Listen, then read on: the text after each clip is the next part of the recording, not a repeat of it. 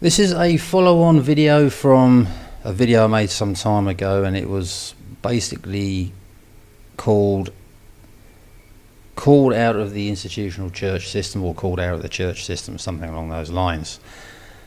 And I put that video out there thinking, it'll just get sort of a little bit of interest, but it turns out it's got quite a massive amount of interest, quite a few comments flooding in on this. So I've called this video, "If you've been called out of the church system, you're not alone." That's what I'm calling this video. It's going to be very short, and what I'm going to do is just flash up these comments from people, and they are blown up. They're taken from the comments section on the video, and I'll just put them up on the screen and you can read them for yourself. If I try to read every single one, this is going to be a very long video, so I think read them for yourself.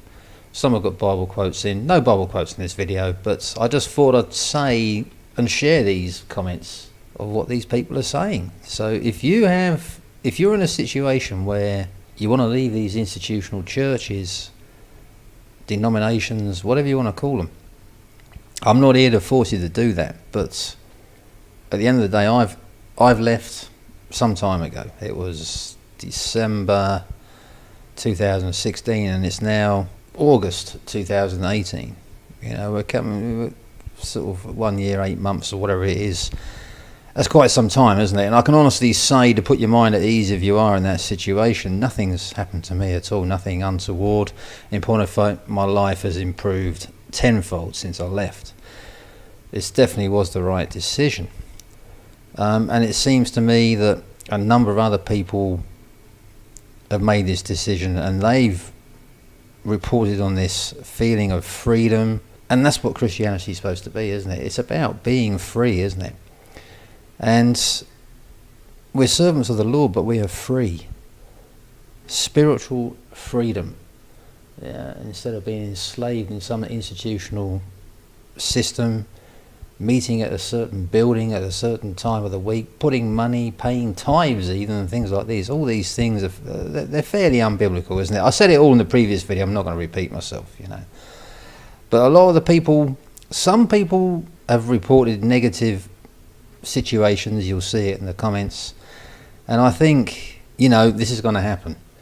If you've got friends that you made in the churches, and especially if you've been in these places a long time, it's very difficult. It becomes ingrained in part of your life, and it's very hard to let go. But that calling's getting stronger and stronger, and just pick up the word and read it. It's there in black and white. Watch the previous video. As I said, there's no Bible quotes in this one, and basically you will see it's there in black and white. We're not supposed to be in those places.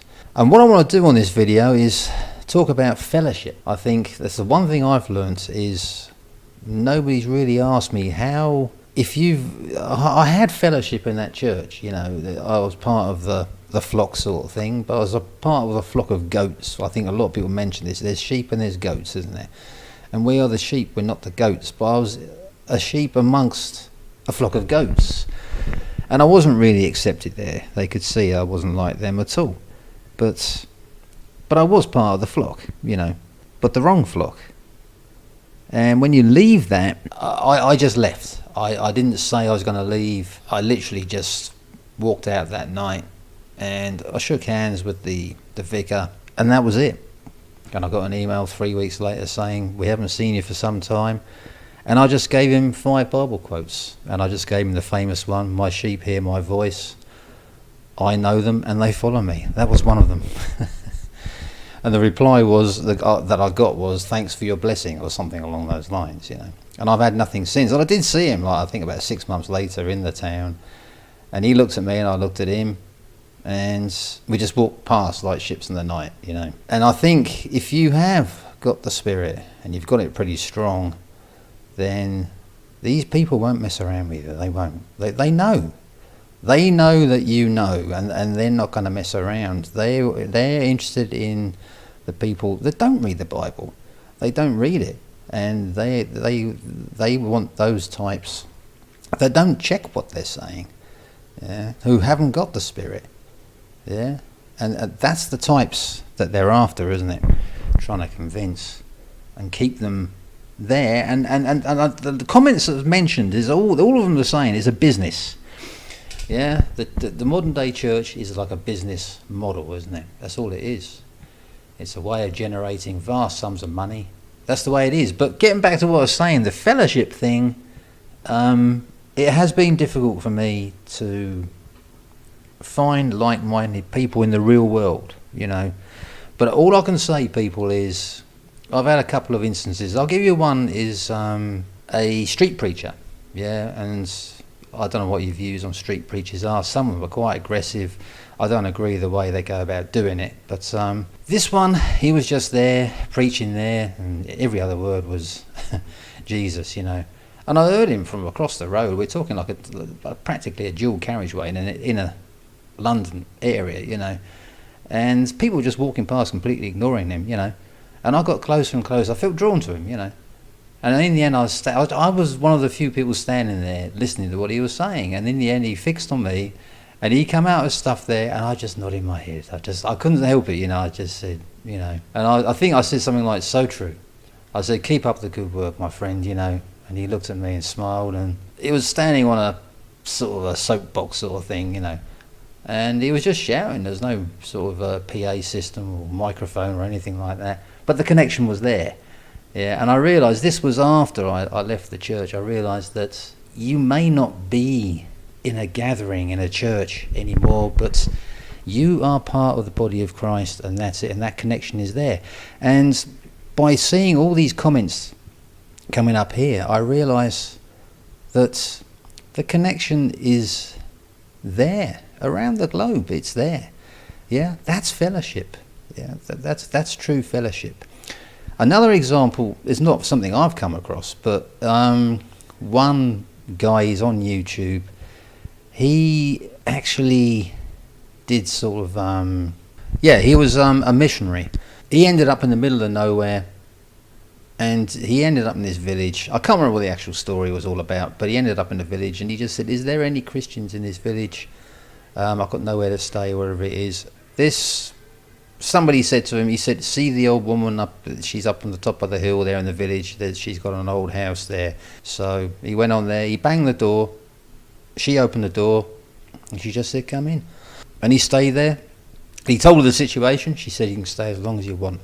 That's fellowship, people. Yeah, that's what it is. Yeah. But I do miss these sort of, having sort of meetings and the scripture, people reading the Bible and that sort of thing. But maybe sometime in the future we will go down the Book of Acts route. And maybe, like I did a video on China, if you see what's happening in China, they've got these home or house churches, yeah. Some are big, some are actually in houses, yeah, where people just meet up. Yeah, I think that's the way forward. I think eventually in the end times Christianity will go, I may have said it in the previous video, it may go underground. It probably will go underground. I don't think it may. And I think this sort of gatherings, the Book of Acts stuff, they met in houses, didn't they? Yeah, and they prayed together, and fellowship is about sharing, and that's it. And they shared everything, didn't they? It's mentioned there. Read the Book of Acts. It's there in black and white. Yeah, on the subject of house churches in China, this thing here, this Relearn Church, is very interesting. They've got an article here, How Leaving the Institutional Church Brought Us Closer to Jesus. I suggest you read this. It's very, very good. Their experiences. I'm just looking, there's not a whole lot. No, there is Bible quotes here. James 5:16, Galatians 6:2. Yeah, there's quite a few. And it's very, very good. I really honestly suggest you read this. Yeah, give me your views on it. And it's got a little thing in the corner here, Start a House Church. Isn't that interesting? Yeah, maybe the Lord's guiding me in that direction. I don't know. But, I suggest you read that. They've got some other stuff here as well. 4 biblical elements missing from the modern church service, and then 3 reasons your small group is not a home church.